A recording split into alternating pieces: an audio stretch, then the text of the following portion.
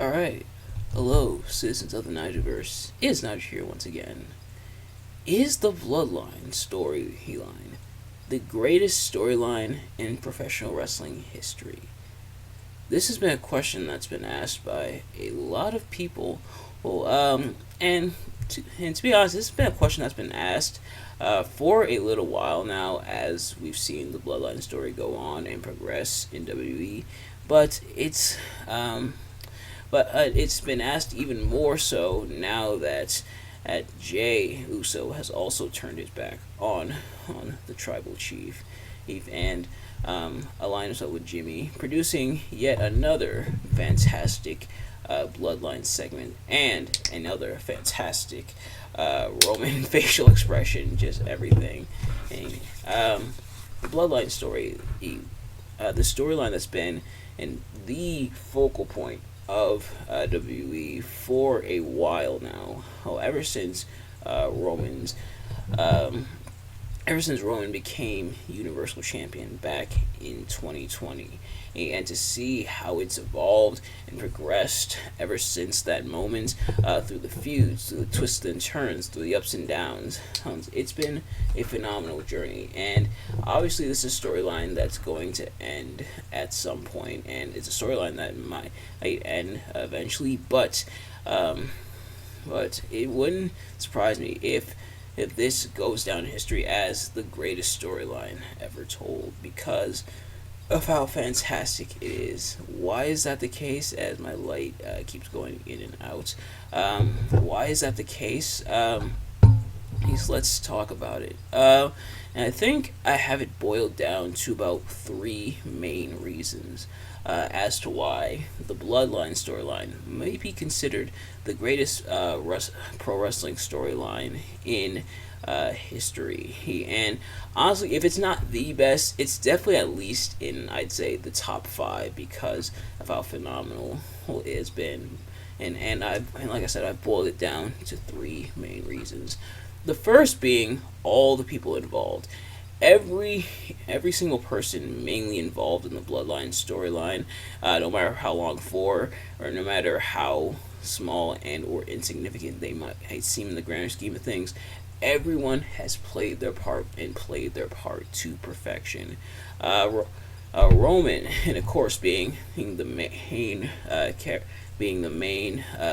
the main villain, the tribal chief, the head of the table, the undisputed WWE Universal Champion, as he's now walking around with three belts, two of them held by Paul Heyman, but now walking around with three belts. But the former babyface hero turned power crazed maniac, and Roman has played his role to perfection, and almost kind of embracing a lot of why people hated him for so long, and kind of using it to the advantage and really playing into the bad guy role. Well, then there's Paul Heyman, the wise man and the wise counsel to Roman Reigns. It's kind of being in Roman's ear and kind of almost in a lot of ways playing some of the Bloodline members against each other, or with or without Roman's wishes. But Paul Heyman being the amazing manager that he is, and honestly, this ultimately just adds to his legacy. Paul Heyman already left a major legacy as one of the best wrestlers, not one of the best wrestlers, but one of the best managers, I should say, in pro wrestling history. He's managed some of arguably the best wrestlers, such as like RVD and Brock Lesnar, but. Yeah, Paul Heyman definitely going down in history as one of the best managers in WWE. Then you have the Usos, and not just the Usos as a unit, it being Roman's cousins and taking the brunt of the abuse until finally they had enough, but how they've differentiated them between themselves, where they both have their own separate split personalities, which you could kind of almost see for a while, but now has really been accentuated through the Bloodline storyline. And you have Jey Uso, very loyal to what he thinks is right, but also very headstrong and aggressive at some point, and someone who who didn't trust someone who will get to. But hey, has been conflicted. He's definitely been a major MVP. With his mannerisms and his facial expressions. Forget Roman. I want to see Jay in Hollywood. I want to see how Jay Uso would do in Hollywood because he would kill it. But his mannerisms, his promos, and everything, conflicted but also strong. Then you have Jimmy, who it took a little bit for him to fall in line. Jay was a bit quicker to do so, and that was obviously after he lost to Roman when he tried challenging for the Universal Championship. Jimmy, he was somewhat mostly rebellious. His going against Roman until he eventually fell in line, but now falling out of line and convincing his brother Jay to do so. And to see how they also, at least in kayfabe, Paul and Roman essentially tried to pit Jay and Jimmy against each other, or saying Jay is being groomed to be the next tribal chief.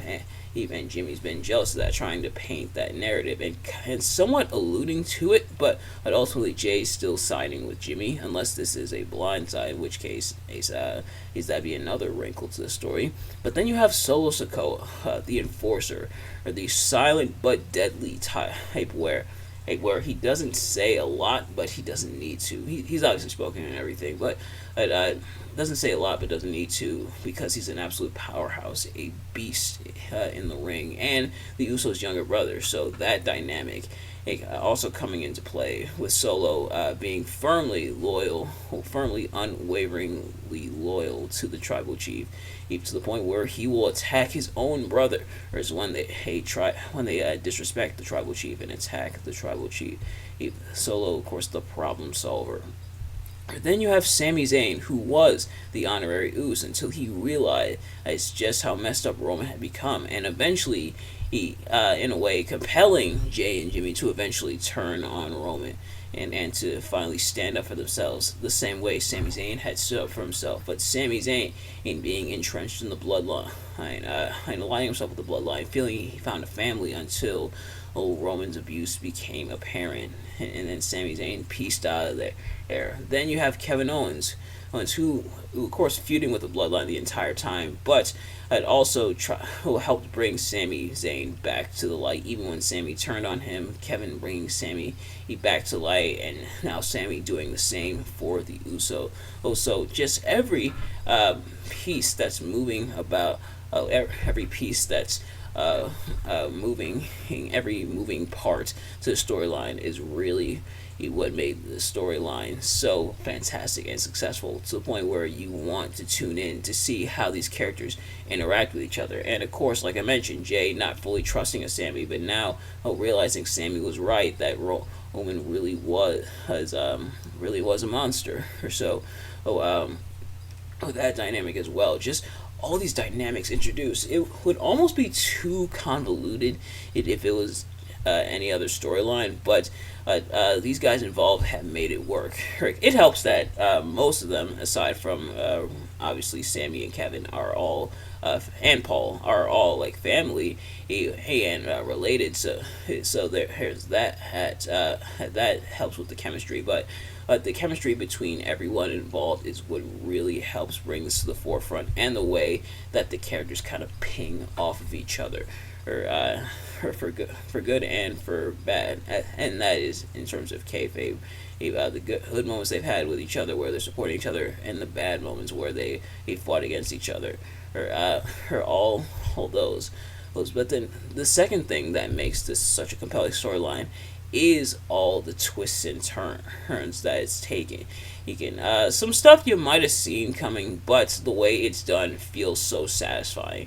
And I mentioned before, predictable doesn't always mean bad. Some people I know use predictable and it has kind of a negative connotation, and sometimes that negative connotation is justified because there's stuff that's predictable that's bad, at where it's predictable and you kind of saw it coming and it's not that interesting. But the stuff that's predictable in this storyline is stuff you also want to happen. Therefore, it's a good type of predictable. It's predictable to where when it happens, you feel good about it. Like, obviously, one could predict it. Well, of course, the Usos were eventually going to turn on Roman. But the moment it happened, first at Night of Champions when Jimmy turned on Roman, and then this past SmackDown when Jay turned on Roman. And the reactions from the people, I saw a lot of the reactions from a lot of the YouTubers, where they're like, "Oh my God, it happened! Oh my God, holy crap, it happened!" And like people being excited that finally this was the moment, and finally seeing the villain get his comeuppance, and people pointing out how Roman's been betrayed, but also pointing out that the last two whose storylines where Roman was betrayed, first by Sami, then by the Usos, were by Roman's own doing. The first one, which was Seth betraying, that obviously was Seth being him, but the other ones was because Roman was being a jerk, which fits into the storyline, and that Roman's getting his comeuppance, and it's one of those things where Roman's still ultra powerful and still seen as this very big deal, still being the champion and everything, but he still gets his comeuppance, and I think that's where a lot of other storylines lack. Because we've seen, the heel faction with the leader and everything, and we've seen that dynamic plenty of times before, but there's been plenty of them where the heels very rarely get their comeuppance. So to see Roman getting his comeuppance more often than not, mostly within like this year in 2023, to see all his comeuppance coming back to Roman and all this bad will that he's sown coming back to him tenfold, at least in kayfabe and everything, and seeing that is satisfying. It's satisfying and it is predictable, but that's because it's what you want. You want to see Roman, and as compelling of a villain as Roman is, which he very much is you want to see him get his comeuppance. You want to see him get his. You want to see Sami Zayn and the Usos, and possibly even eventually Solo Sikoa, stand up for themselves and finally say, "No, Roman, and we're done with it. We're not following your orders anymore." So that has been keeping people invested, interesting, and all the twists and turns with Sami turning on Kevin, but eventually also turning on the Bloodline, and the Usos turning on Sami, and Jay turning on Sami, and setting up for that match, and the Usos turning on the Bloodline eventually. All these twists and turns. When it seems like the story is about to get stale, boom, a twist happens, and then it's interesting again. It's not something where it gets stale for too long. Right as the moment it's about to get stale and people are sick of seeing it, then something interesting happens to reel people back in, and that is the sign of a fantastic storyline, where even when it seems like it's about where it seems like the wheels are about to fall off, and this is the moment where the storyline's about to get stale, nobody wants to see the storyline anymore, boom, something happens, and boom, the storyline's interesting again. And that's a mastery, and it's something that I feel like a lot of other storylines kind of lack, where once a storyline, and sadly we've seen this plenty of times, not just in WWE but in other wrestling promotions as well, but when a storyline gets stale, and then it just continues to get stale, it continues down the downward slope. It's very rare where we see a storyline start to get stale and then go right back to being interesting, and that's what this storyline is able to pull off. And the fact that it's been able to pull it off, which is why a lot of people consider it one of the greatest, because it's been able to pull off that whole consistent and not stale, almost at stale, but then back to being interesting. That has been able to carry that for 3 years. For about 3 years, almost 3 years, is something amazing to see, and it's something that's keeping the storyline fresh and interesting. That it never truly gets boring to see. Whether it's funny or whether it's drama or cinematic.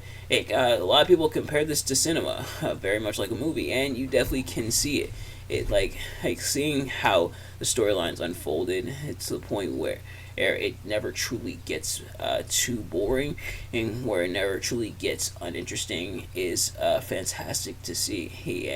And this storyline has pulled it off tremendously. And the amount of stars it's created, it's taking the Usos kind of from lackeys, or like just kind of there in the tag team shuffle, now to prominence. They're main eventing WrestleMania, they're main eventing pay-per-views and everything. And someone put up a comparison in 10 years ago when the Usos battled the Shield in the pre-show. Oh, now to the Usos main eventing pay-per-views, where they main evented WrestleMania. They're probably going to main event Money in the Bank against Roman and Solo. Oh, seeing the progression of everyone involved. Solo, kind of going in NXT, not quite being the guy, but on the cusp of it, in the hunt for like the North American Championship and everything, which he of course won, but it was at the tail end, and when he was being called up anyway. Now to being in this very prominent position, getting the rub from the Bloodline and Roman and the Usos and everything, and seeing how everyone has been elevated. Even Sami Zayn kind of going from kind of lower mid card in feuds with like Johnny Knoxville and stuff, up now to main event prominence, where he's main eventing pay per views as well, such as Survivor Series, he's War Games, and Elimination Chamber, where he's having this main event feud against Roman in his hometown of Montreal. Seeing all that is fantastic, and seeing how these guys have been elevated, it is fantastic. And the fact that the storyline has managed to maintain interest this entire time, where people can't wait to see what happens next. It's something that will keep this storyline relevant and will have people remember it for years to come. I imagine this is a storyline people are still going to be talking about years from now, years after everything's all said and done, where everybody in the storyline's either retired or on to other things. People are still going to be talking about, man, you remember the Bloodline storyline? You remember that awesome storyline? And just how everything's able to be played up. But the last reason I really feel like this storyline is arguably one of the best is because as it feels different. It feels kind of different from a lot of stuff going on. It's not an unfamiliar type of storyline we've seen in family involvement and in pro wrestling and in pro wrestling storylines, where people who are family will naturally be paired up with one another or feud with one another, whether fictional or real life. And obviously it makes sense because they're family, they're going to feud against each other. And we've even seen like the whole dynamic of the leader of the faction kind of lording over everyone else and really like sticking their foot in dominance. I don't know if I said that correctly, but I think you guys know what I mean. Pretty much lording over everybody, being like the top person that everyone else revolves around until someone turns against them. But I don't think we've quite seen it at this level for some time, and a lot of times where a lot of storylines in WWE are kind of and some have been really good, but a lot have been kind of to see the consistent high level of interest of the Bloodline storyline, and to see something not really done, kind of the best of both worlds, kind of the family dynamic and the big bad guy eventually getting his comeuppance and everything while lording over everybody else. I was kind of seeing that combined. It's not really something we've seen. I can't really think of when we've seen that, but seeing how the storylines played out and seeing how it takes almost not necessarily reinventing the wheel, but kind of taking the wheel and putting some additions on it while still maintaining what makes the wheel great in the first place. If that is a decent analogy, if you guys kind of get what I'm saying with that analogy, but seeing how they're able to do that, it kind of takes some stuff that has kind of been done before, but put a new twist on it and make it interesting. And that, I think, is really what sets it apart. And the fact that a lot of the storylines in WWE right now, there are a couple interesting ones. The Judgment Day, now they're kind of leading towards the Judgment Day breakup, which sad, but the Judgment Day, for a while, before their hair breakup, the stuff with Chad Gable and Otis and Maxine Dupree and the Maximum Male Models, to LA Knight and pretty much whatever he does, because LA Knight is so awesome. But seeing this storyline, which has been carried out, using a lot of familiar elements but making them fresh and feel reinvigorating, and I think is really the main thing. Honestly, all three of these are kind of main things, but I think that's the main thing, is that it is able to take some stuff that has been done before and that we have seen before, but still make it interesting. And that, I think, is what really makes a storyline, because in the world of pro wrestling, nothing is really new. If a storyline's been done once, it's been done on probably many times before. It's very rare that we've seen a storyline that no one has ever done before, or that's a very rare thing. But it's oftentimes a game of, okay, how can we make this more interesting than the last time someone did it? And okay, we have the big bad guy, Roman Reigns, and his faction, and their family and everything. And how can we make it more interesting than what's been done before? And that, I think is the main crux of the storyline, and is what keeps it interesting. The fact that they're able to top themselves just about every single time, or just when you think things are about to go downhill and people are starting to get sick of it. Some people are starting to get kind of sick of the storyline, but the majority of people are still interested and invested in what's going on. And the fact that the storyline's been able to keep people's interest, while using some familiar tropes, but able to keep people's interest, is fantastic to see, and a major redemption for really everyone involved, but mainly Roman Reigns, someone who for years had been hated by people, being the annoying next John Cena babyface. Now to this storyline has really redeemed Roman Reigns in a lot of people's eyes. And plus, it helps that now he's much better at promos and in the ring, which is fantastic. But yeah, this is a storyline that people are not going to forget about anytime soon. And it's a reason why, one of the reasons why I have the Bloodline shirt and everything, because this is a storyline I've been invested in. Me and my friends have fun watching the storyline, quoting it at each other and stuff, the whole acknowledge me and everything, and stuff like that. But yeah, if this isn't the best storyline in pro wrestling history, it's definitely up there in the top 5. One could even make the argument for possibly the top 3. But nevertheless, that's going to do it for this discussion video. Thank you all so much for watching. I hope you enjoyed. If you did, please do me a favor. Like, comment, subscribe, share with your friends. Turn on post notifications so you know every time I upload a video, so you can see as soon as it drops. Let me know in the comments below your thoughts on everything I talked about in this video. What's your stance on the Bloodline storyline? Do you think it's the greatest storyline in pro wrestling history? And let me know why in the comments. But thank you all so much for watching, and I will see you guys later. Peace.